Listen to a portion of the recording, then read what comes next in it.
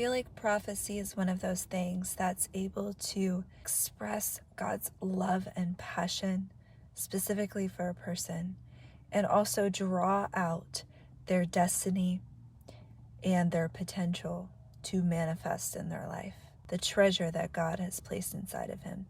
Prophecy for me is super high up on something I'm going after in my day-to-day life, because I feel like it's so monumental with change in people's lives. I know for myself, the few prophecies I have recorded on my phone, I didn't record them. They were just recorded in the environment that I was in at the time by a prophet. I've replayed those prophecies. Like, I don't even know how much. I mean, there's days when I would encourage myself in God and listen to those prophecies over and over and over and over. Remember, when your words release a creative power, as a man thinks, so is he, as well as life and death are in the power of the tongue. And a man's stomach will be filled with the fruit of his lips. God spoke the world into existence. We speak things as well. Of course, we don't have authority on our own. Our authority comes from Jesus and him being one with us on the inside. I wanted to share a personal story with you regarding prophecy. When I was about, I want to say 17 or 18 years old, I was taking an acting class, an on-film class, and the way the class was set up was that before the class, each week we would get sent sides or pieces of a script from usually like a popular movie or a show, and the teacher would pretend to be a casting director, and we would come in and do mock auditions and then watch the auditions back in class and kind of dissect them, and the teacher would give us critiques. Well, this one week we got the sides to this TV show that used to be on television called Charmed, and it was a smaller class that week. It was an interesting dynamic because of the way the scene was set up.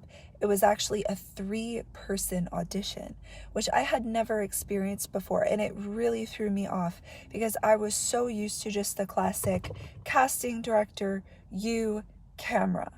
And sometimes, like in callbacks and stuff, with on-screen chemistry with actors, you would get paired up and do scenes together for that audition.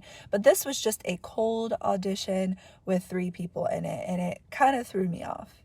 We did the scene, and the teacher sat us down in class to discuss the scene. This teacher, however, did something a little bit different, and by the way, I found out later that this teacher was actually a Christian. But get this, I don't think he realized what he was doing at the time, like consciously though.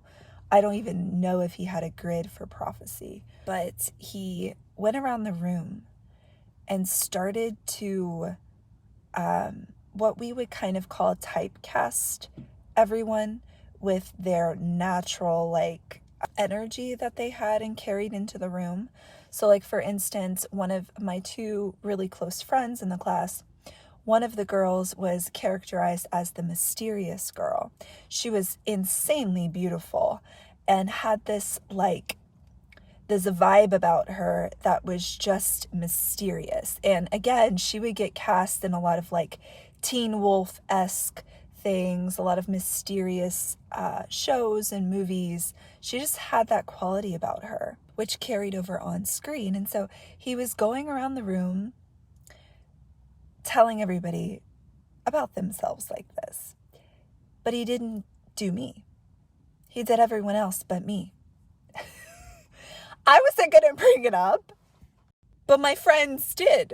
And they spoke up after this and said, wait, what about Allison? Okay, so a little bit of backstory about me during this time.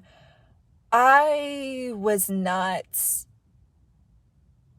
in right relationship with God, and I had been involved in black witchcraft for some time. By this period, I was traumatized from the experiences I had during dark magic, so I got out of it, and I was in this limbo period of spirituality won't get into it. But anyway, I was not like in right relationship or right standing with God, okay?